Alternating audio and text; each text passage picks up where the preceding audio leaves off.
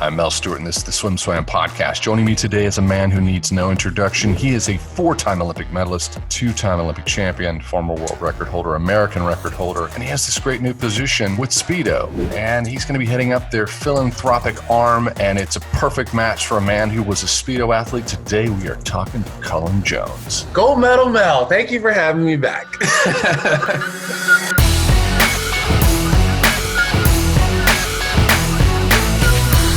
Looking for the latest swim technology from the fastest brands? Find the right suit for you with Swim Outlet's 2020 Tech Suit Review. Available now at swimoutlet.com/blog. Buddy, I love you. How you doing? I'm good.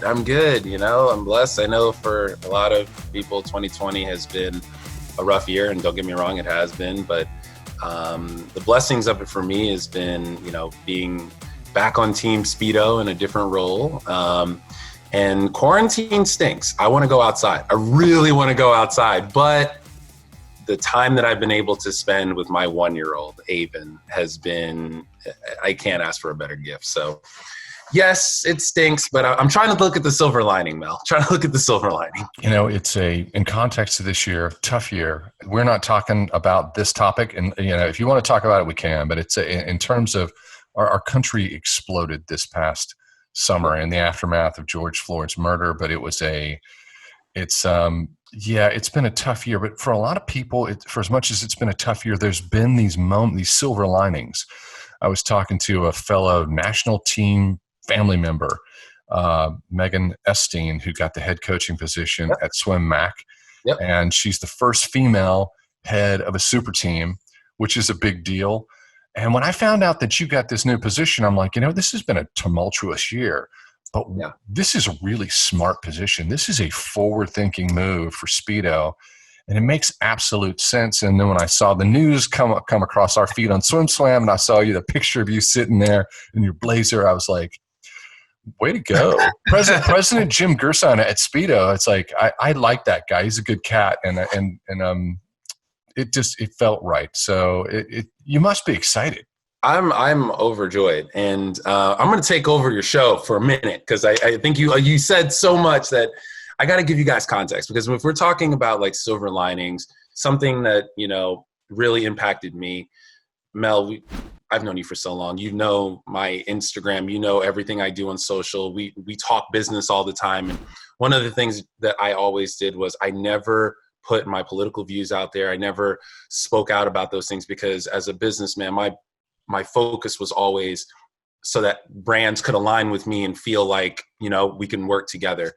And after George Floyd, the day after, I was at my house walking my dog. It was 10 o'clock. I was working at my previous job, and have my nice car out there. I hadn't even gotten outside of my parking garage.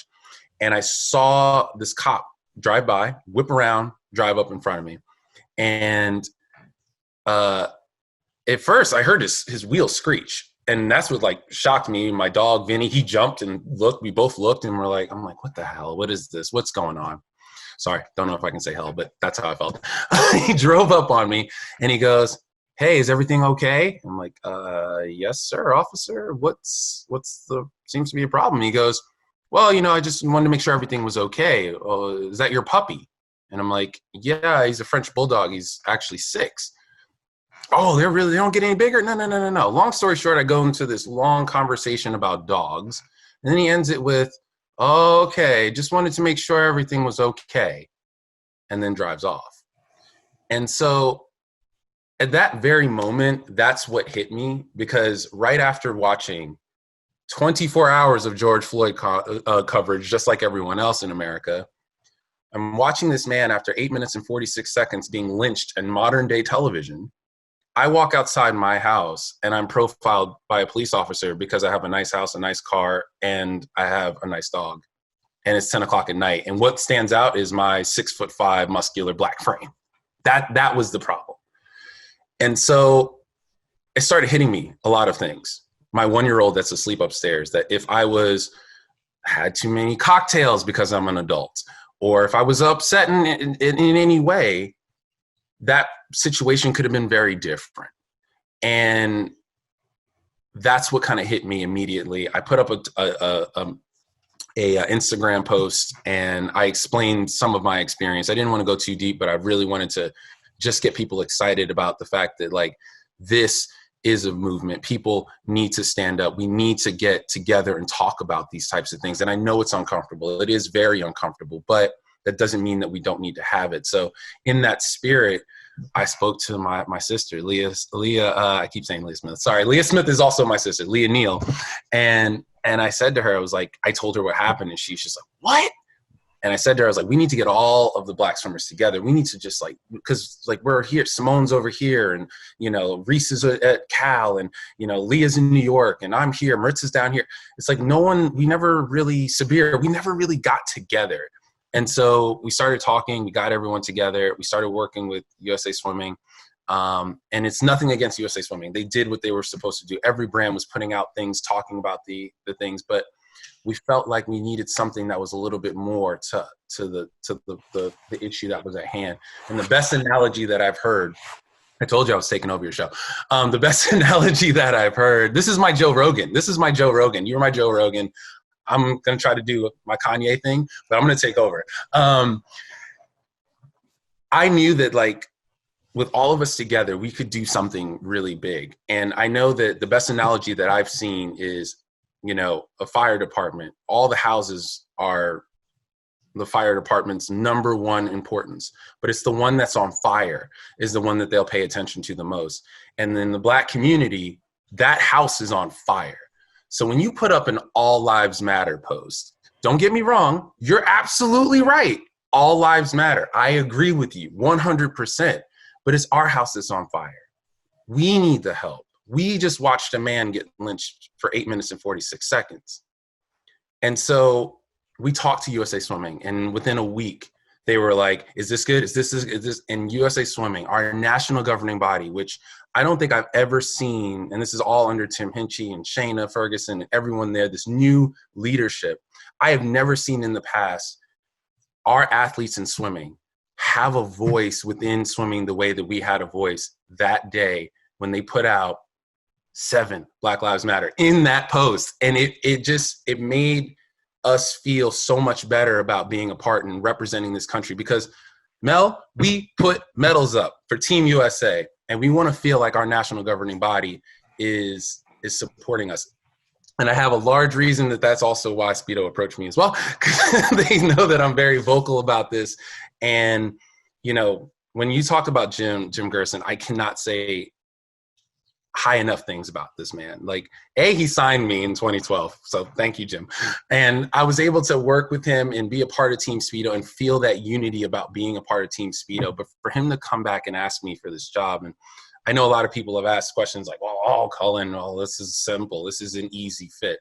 No, I had to talk to my family. I had to talk to my wife. I had to sit back and think about my son, because living in Charlotte, North Carolina, and our headquarters for Speedo being in California, can I make that move? Is this a good move for our family? I'm working at our hospital as a fundraiser to try to, during COVID, trying to build funds for our hospital to try to combat that.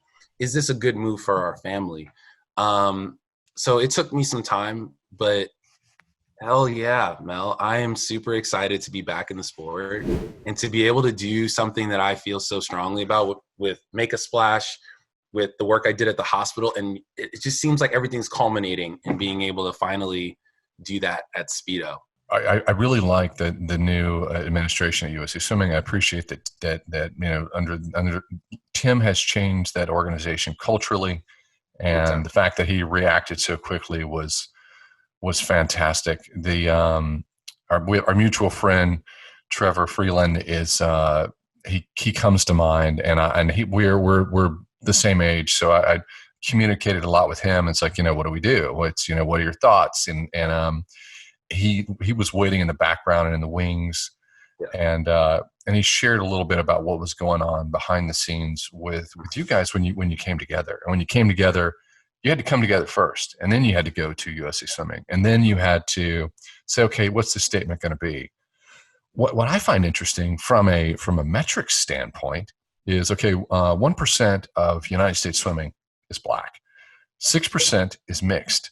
But if you look at this tiny sliver or percentage of our sport. And then you look at the talent and the medals won and the success rate. It's extraordinary. And also there's every reason in the world to make swimming accessible to everybody, but to also make our sport look more like the United States, which it doesn't right now. Right. And something that you've done, you're not stepping onto the philanthropic platform a baby. You've been at this with USA Swimming Foundation and through their Saving Lives and Building Champions mission for a long time. But the foundation launched in 2004, and the seed of that was our sport doesn't look like the rest of the country, and we have to make swimming accessible to people of all races and all socioeconomic levels. And it was, but you've been the face and the driver of that. So you're stepping into your position at Speedo as a seasoned pro. I've witnessed you in the background, and it's been interesting to see it. I've watched you for years and years and years, and now I'm rambling. I got to shut up. But I've always thought this one thing. I've always thought this. It's like, Cullen should run for Congress or the Senate. Oh my God, no, man! Not after last night and in this election. I don't think I could take the stress. It's and I appreciate that. You're not the first person to say that to me, and I'm humbled by it. I think that being in this position at Speedo has really just opened my eyes to really how much work I've been able to do within swimming. And I think it was two-part: me stepping away from swimming and working at the hospital and having nothing to do with swimming, and then kind of coming back and thinking about, like you said, I am not a baby to this. I remember 2008 when I got the gold medal, and then a friend said to me, "You know what you just did for the sport of swimming?" And I was like, "Huh? What? I got a world record. Yay."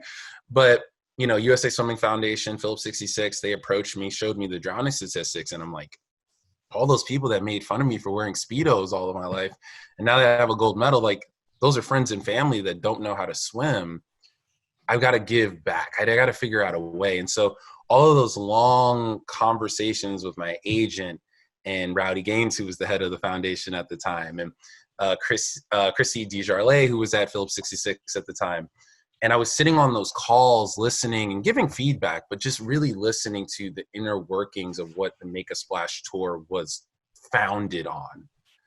I'm implementing those in my life now. And that's what's insane with this position. It's not that Make a Splash is still alive and well and doing great things. And we're still pushing that, especially right now with COVID. It's still important to get children to learn how to swim. I know that things are shut down, but CDC said COVID does not transmit over chlorinated water. So my son's in swim lessons, get kids in the swim lessons. We need to still be pushing that. But how else can I work? How else can I help? Can I help through corporate? Can I help through colleges? Can I help through, it stinks right now that with COVID, all of these colleges are getting cut and hurt, and their budgets are getting, cut in half because of what's going on. I just feel like with Speedo behind me, with this amazing brand that I love so much, how much can I do? Like I feel like I'm in a place where I'm excited because I know that we can do great things. It's just, how do we do it? How do we add to what Make a Splash does? Do we partner with Make a Splash, or is this Make a Splash doing what it's done and we need to focus on another realm? Like what does that look like? So I don't know if you can tell, Mel, I'm excited. There's a lot going on. It's been a tough year, but there are moments of great news that just makes me feel very bullish about swimming in the future. People are making good decisions, putting people in the right place. This is one of them. I want to talk about you, and I want to talk about swimming and how your career, how I see it, because I dove into the research. I did about 3.5 hours yesterday. And, but before we get on this topic and we start to nerd it up a little bit, at what point in time, I know that this is a new position with Speedo and their philanthropic arm, but at what point in time will you come back and tell us exactly what you're doing? And you have kind of a rough idea. I don't want to pin you down on dates, but like when does that kick off? I've been sworn to secrecy by my team over at Speedo, so I can't tell you guys too much yet, but we have something in the works coming up.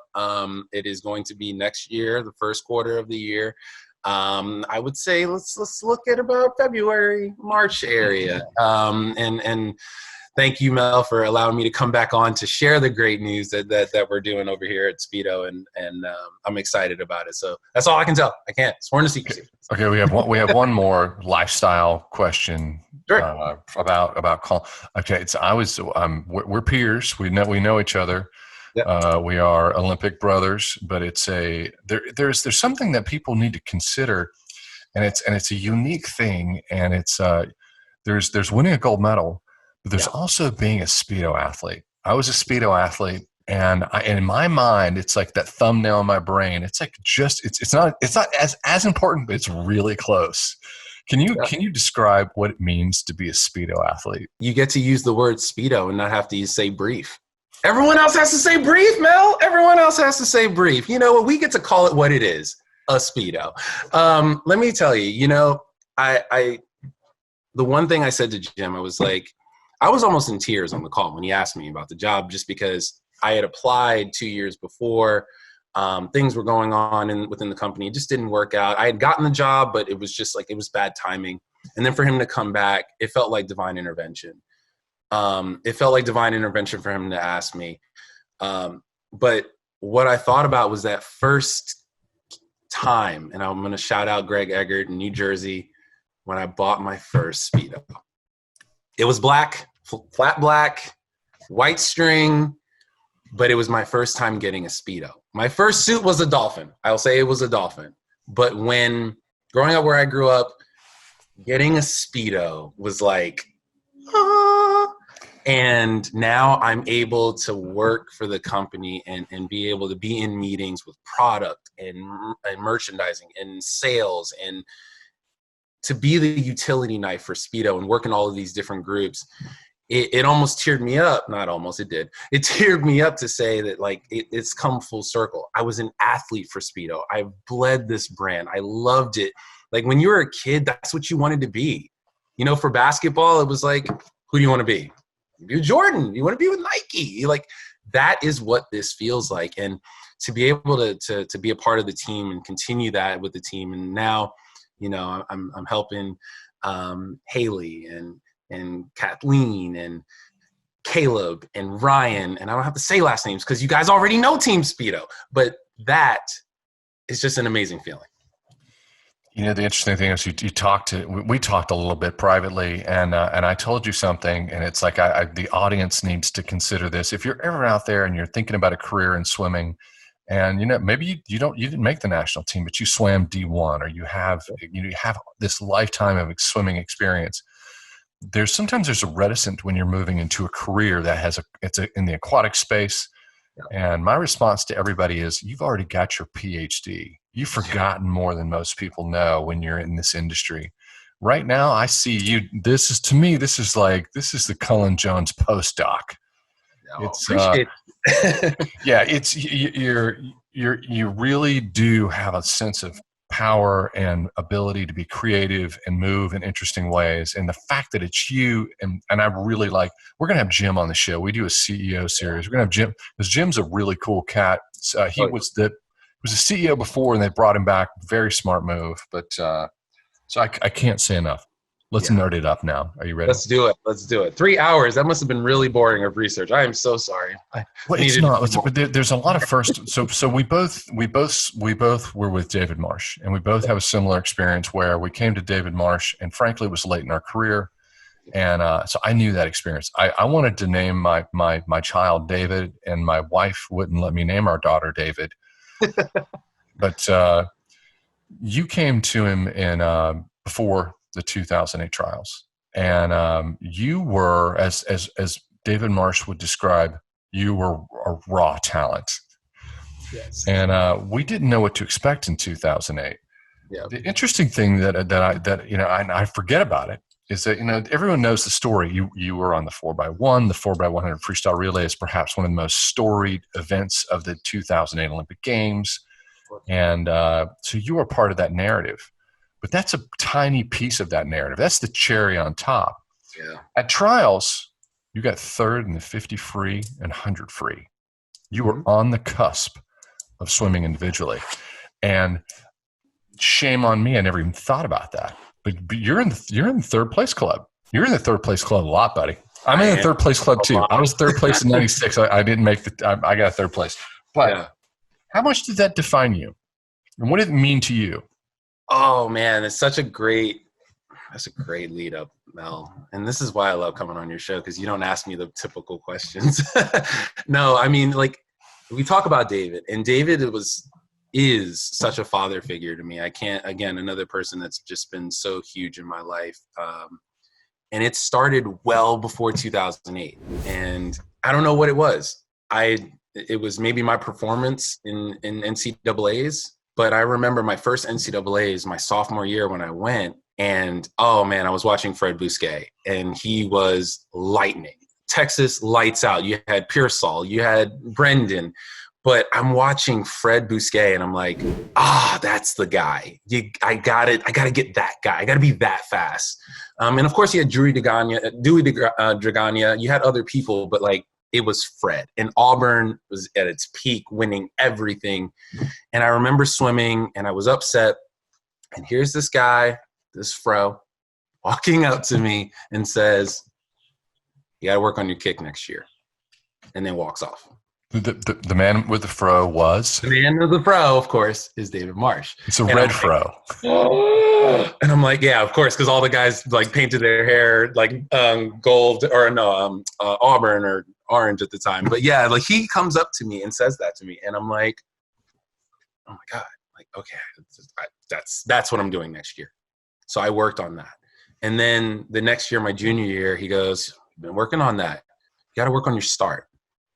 And then walks away. And I work on that the next year. And I put it all together my senior year. I end up winning the 50 freestyle. And I beat one of his swimmers, Cesar Cielo. And he walks up to me and he goes, "Great job. That was amazing." Yeah.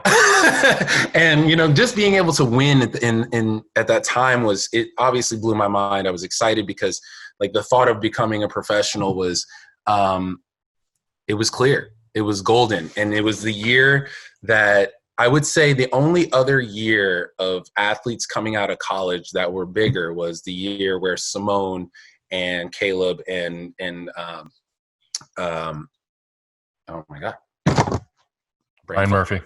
Ryan Murphy's coming out. All of them are coming out of that same year. The year that I came out was Grievers. It was me. It was Lochte. And so it was a big year. Katie Ledecky was also coming in. Sorry, Katie. I love you, girl. But all of us were coming out. And so finding the place, like where are people going? Where are people going? And finding my place was very important to me. And when I got that 50 freestyle, I knew that like at that point, being a professional athlete and for swimming was real. I could do that. In 2008, I was still swimming at NC State, and I felt like I personally was in a rut. It wasn't the coaching. It was me. It was just like I was used to it. And now in 2007, I'd gotten second at Worlds. I was on the world record relay.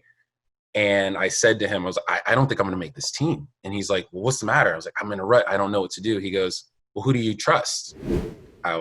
David Marsh. And he goes, "Well, he's in Charlotte, 2 hours away. Go down and see him." This is in April before trials, 2 months before trials. And I'm making a shift. I literally that night hadn't told my coach, packed my car. Luckily, my cousin was living in Charlotte at the time. Again, divine intervention. And I move in with him and his wife in this small room. And I go to practice the very next day with not at the time Team Elite, but Team Elite. And for that 2 months, David was like, "Okay, we got to work on your tempo." And I was like, "My what?" And he goes, "Oh my God, this kid doesn't know what tempo is." And he means raw, because he had to teach me all of these things that a lot of the swimmers that he taught, he already knew. They already knew what was going on. And I was literally a sponge, just taking everything in, working my face off, never missing a practice, doing everything I could, because I knew that, yes, the year before I was at Worlds and got second. Yes, that Olympic trials, everyone was paying attention to me. I had to show up. I hate the 100. It's too far. It's too far for me. I like, you give that to Ryan, you give it to Michael, give it to Caleb. I like the 50. So when I got third in the 100, my first thought, tomorrow's the 50, one lap. If I can do it there, I can do it here. So I swim the first 50, get the American record. I remember right before, Jason Lezak looks at me and goes, "You're about to go lights out in prelims, aren't you?" And I'm like, "Yep." American record. I get second in the 50 freestyle. 21:59. Yep. Got the record. I was super stoked, especially because I was swimming against my idol, Gary Hall Jr. And for me to be able to do that, it just solidified for me in my mind that this is where I'm supposed to be. I'm supposed to be at this level. Swim semis, get second, swim my final. And I'm not going to say it's Gary in his everlast bedazzled robe and, it's me, Nathan, all of us. I just remember sitting there in the ready room for finals, and we're underneath the stands, and they say the 50 freestyle. And before we're able to walk up, Nathan turns and looks at me. He goes, "Are the walls shaking?" And I'm like, "Uh-huh." They were jumping up and down upstairs so much that the walls were shaking. I get up on the block. I take my mark, go. And I swim, in my mind, personally, the worst 50 freestyle I'd ever swam. And that I made the team. But to me, that was a defeat because I knew I was ready. I knew that I had everything in the pot of culminating things that I needed to be at the best of my time. I had it. It was there. I just didn't do it at that moment. And so I went back. I got upset. My mom said, "You don't know what God has for you. You made the Olympic team. You don't even know what's coming, but the team is going to need you." And I said, "Okay, Mom." But I was upset, Mel. I counted it as a failure. I counted that entire meet as a failure. Yeah, I'm going to the Olympics. Yeah, I counted it as a failure because that's my event. That's the reason why I led into this and said, shame on me. Like reading into your background going, shame on me, because we just remember the cherry on top, the gold medal, the storied 4x1 with the Lezak anchor, saving the Phelps medal, and then everybody celebrating on deck. And the picture is probably the most viewed pictures in swimming. But I'm like, no, in an athlete's mind, there were 2/3 there. And there's a story behind those 2/3. That's interesting. Yeah. So you were so upset you had to check in with Mom. Oh, yeah. No. She checked in with me because she knew where my head was. She came to my room and was just like, I always make fun when I do speeches and talk because my mom always gave me only, 20 minutes or 10 minutes to really pout. And I remember her coming up to me and I came to my room and she was rubbing my head and I'm in tears because, again, yeah, I made the Olympics, but and I think that's what's so amazing about us as Olympians. Like, yeah, great, we won, but that's not what we're focused on. We're focused on where we didn't do well. And so even at the Olympics, yeah, I just won a gold medal. Yeah, I just had a world record. Yeah, I'm the first African-American to have a world record. Yeah. But watching Cesar Cielo win the 50 freestyle, when I knew in my heart I was ready to race that 50 and I just couldn't do it, that was the pinnacle for me. That's what hurt the most. That's what I focused on, not the gold medal. I was focused on I did not get to swim the 50 freestyle. So going towards 2020 or 2020, no, not swimming 2020, 2012, I knew that I had to change it. What's interesting is that your brain wires a certain way when you beat people. And you know what it's like to beat Cesar Cielo. Not a lot of people can say that. Yeah. But your brain wires in a certain way. It creates an expectation. And, so interesting that you were at the point of tears. Your mom checks in with you, and you have to do a reset. Yeah. I didn't think – so by 2009, you break the American record. At U.S. Nationals. I'm standing next to Marsh when you do it, and then I'm literally watching a replay, and I think Josh Davis is standing next to me, and we're all going, WTF? It looked like you touched the pad. Like you didn't touch the pad straight on. It looked like you touched the pad to the side. I'm like, yeah, I did. You were 21-4, and I'm like, was that a 21-3-1? What was it? It looked like your finish was rough. Yeah, it definitely was. There's two things to that, Mel, and it haunts me to this day. Not anymore because Caleb just destroyed the American record. But I guess it was maybe 8-9 years later, Nathan touched the wall and got it and took my American record. And he's my brother, another team member from Team Speed. I was so happy for him. But in my heart, man, that's my record. I was so happy with that record, saying I was an American record holder. And he took it by 2/100ths. And there were two things about that race that I sat back and I said I would do different. I was still very new. I was still learning. I was still that sponge from David, just throwing the encyclopedia of knowledge that he has in his brain. He was literally just throwing it into me.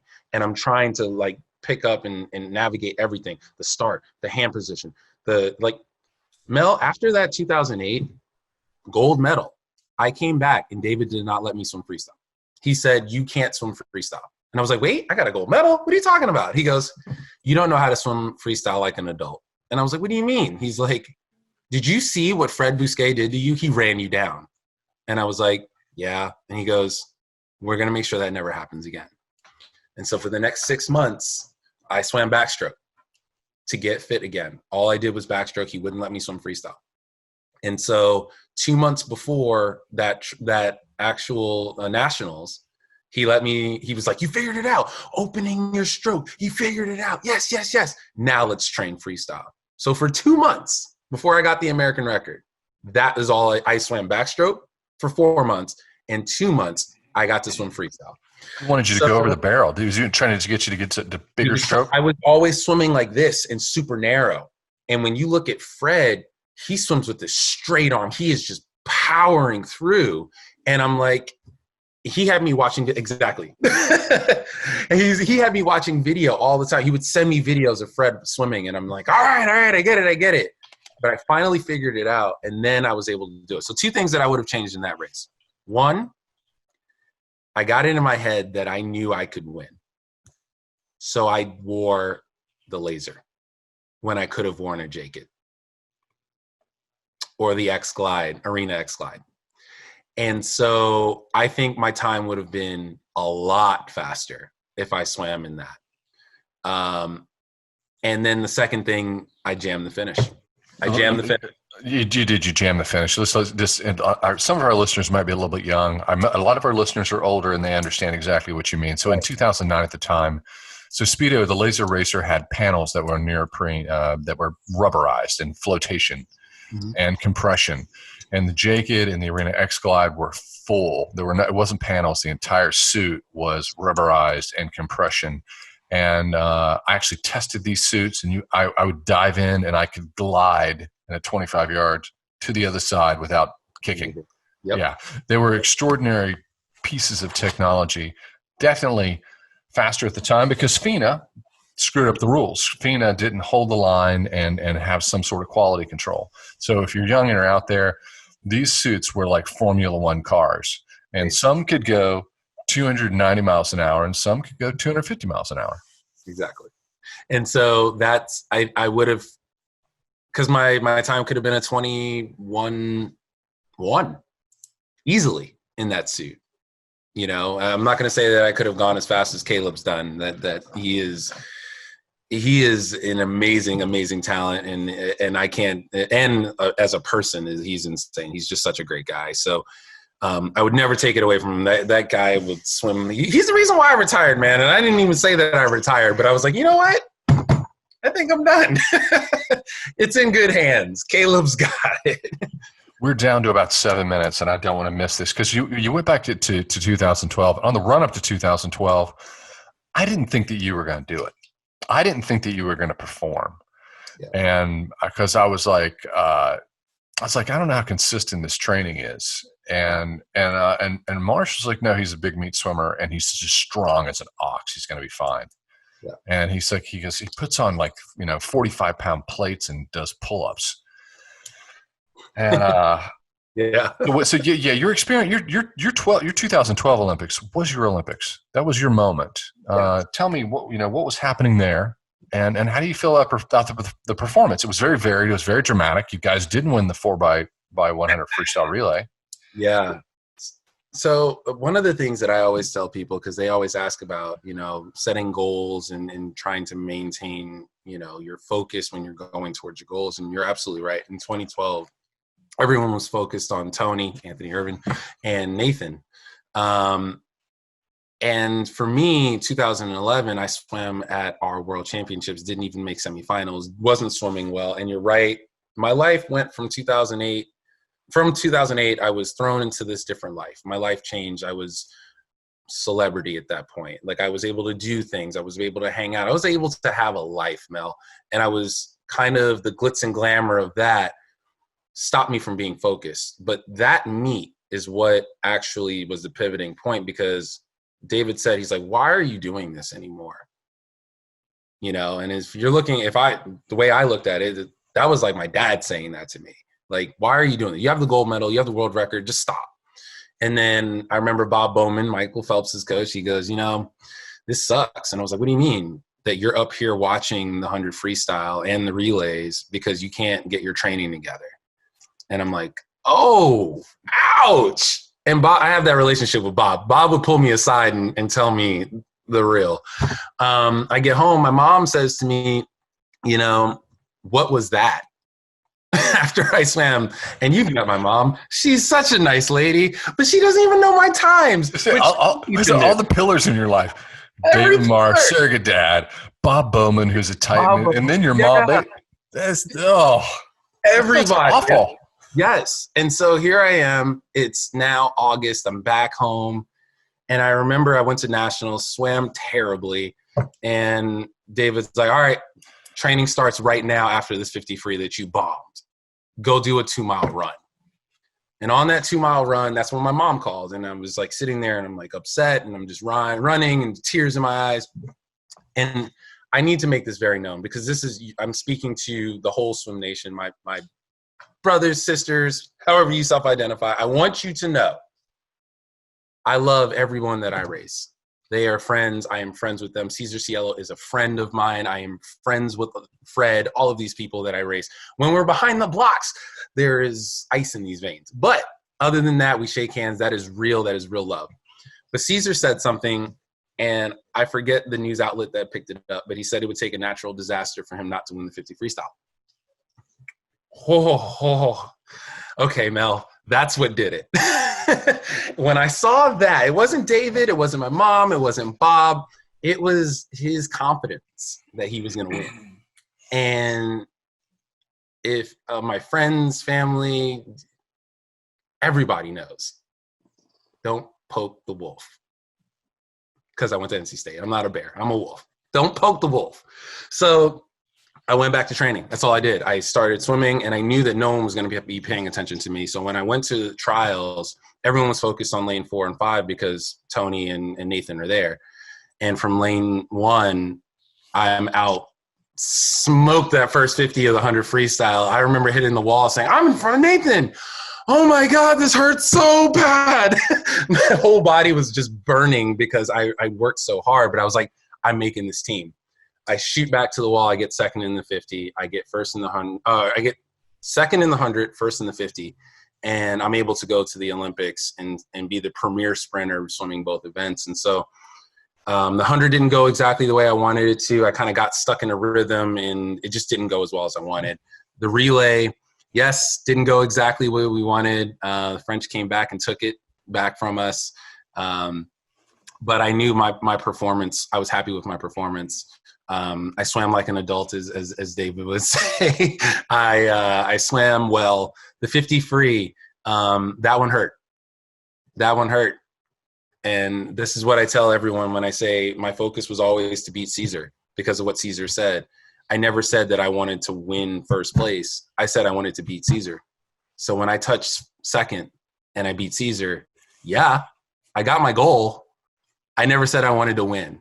And so when Flo hit the wall, it hurt. It stung. And I remember going, because I knew I won. I knew I was ahead of Cesar. And I touched the wall. I was like, yeah. And I remember looking at my mom, and she's like, you better smile. And I just started smiling, and I'm like, yay, second. It hurt. But at the same time, it was one of those moments, and you're right, it was my Olympics. I swam a 47.6 in the prelim relay of the medley relay that morning, solidifying in myself, in my head, that I can go 47 easy. So I was very pumped at that relay, or that whole meet. And I would say next to 2017 coming back with a new brain, swimming with NC State, that was my moment. Winning 3 Olympic medals. I know it's varied. It's always a varied story for everybody. It's an emotional roller coaster. But when you coming off of winning gold in your first Olympics and following up with 3 medals, there's something magical about a 3 medal, and I can tell you what that magic is. If you win 3 medals in an Olympic Games, and you won a gold from the previous one, what you get paid as an ambassador and a star. It's very, very different. It changes. It changes, and it's a good thing. But you earned it. I have to share this one little insight. My wife Tiffany is a co-founder of SwimSwam, and she follows it. She's a non-swimmer, but she follows the sport closely. She has a background in the entertainment industry. But we were so excited at trials in 12, and she looked at you and she goes, "He's going to go fast." I go, "I know, I can see his cheekbones." She goes, "Right, you can see his cheekbones." Because in those intervening years, when you were enjoying your celebrity life, I wasn't seeing those cheekbones, man. I was like, he's not lean. He's enjoying himself too much. Yeah. To your point, I definitely yo-yoed when it came to diet and getting right and being right for stuff. And so I honestly, it was something I struggled with, but as David always said, you're a boxer. You're a boxer when it comes to swimming.